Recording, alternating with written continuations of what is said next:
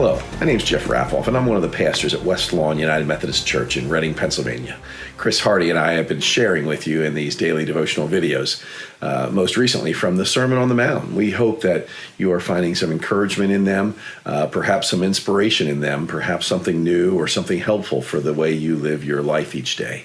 For Jesus said these things. These are a collection of classic teachings of Jesus, as Matthew recorded in Matthew 5, 6, and 7. And so we think it's worth our time to read and to ponder on what it might mean for us.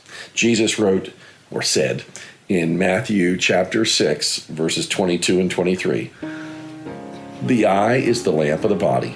Therefore, if your eye is healthy, your whole body will be full of light. But if your eye is bad, your whole body will be full of darkness. If then the light in you is darkness, how terrible that darkness will be." First time I read this, I thought to myself, what is he saying? And then I got to thinking a little bit more about it. And if the eye is the light in us, in what ways does the eye distort that which filters into our mind and into our hearts and into our lives? I was reading one of the commentaries on this passage, and it talked about three ways that our vision can be distorted. And the first is, I know nobody wants to hear this, but the first is prejudice.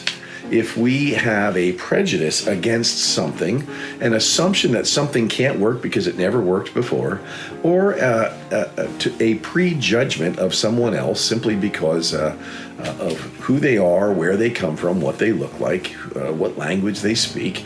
If we have a prejudice against something, it distorts everything that comes into us, everything we receive, and prevents us from perhaps seeing them as they truly are. Prejudice is just one of the ways that we need to rid ourselves of, to the degree that we can, in order that we might allow the light to shine within us and to light up our bodies, to light up our lives, to light up our understanding. Jealousy is another one. When we get jealous of other people, it robs us of seeing things the way they truly are, and sometimes causes us to do things that are mean or hurtful, and brings about no good. And a third way that we might think about the distortions in our lives is through thinking of ourselves more highly than we ought. Self-conceit, if you will.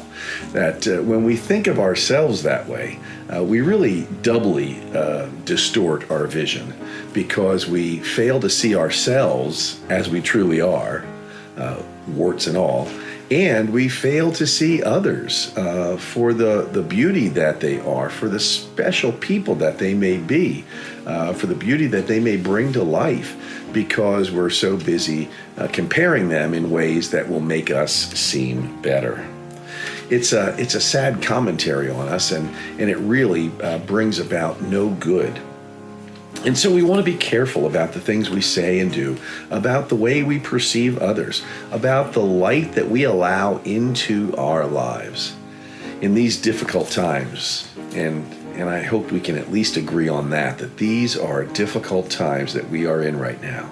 About the pandemic, should we wear a mask or shouldn't we wear a mask? I side with wearing masks. About the social unrest and the lack of civil liberties granted to certain people simply because of who they are, or where they come from, or what they look like, and the incivility among us, and it swings both ways. Please understand, it swings both ways. But as we come to this election, we need to pray.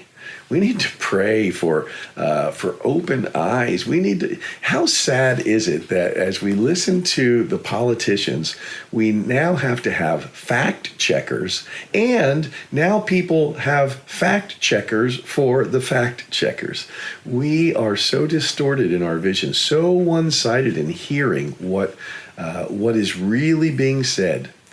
We need to understand that if we don't allow the light, the true light, the light of Jesus into our lives, if our eyes, our vision is so distorted that it only allows in darkness, as the scriptures say, how dark that will really be. Friends, we need to open our eyes to the light, open our eyes to the truth, and understand that Jesus is that truth. He says, I am the way and the truth and the life. And so if we want to follow Jesus, we need to be open to the possibilities that Jesus can bring into our lives. We need to be open to seeing people and seeing situations and seeing the world around us the way Jesus sees it. I pray that you might find that kind of light in your life today and in the week ahead. I pray that you might find the blessings of seeing people with new eyes, with Jesus' eyes. I pray that you might let the light into your life, as I pray I can let the light more fully into mine. None of us is perfect. None of us is without sin. We all need to work at this and work hard. And so, friends, I invite you, I dare you, I challenge you to step out of the boat, step out of your comfort zones, and ask God to speak to you, and ask God to reveal to you the truth and the light, so that we might know the life of living in Jesus. Friends, I wish you all God's best, and may God be with you until we meet again.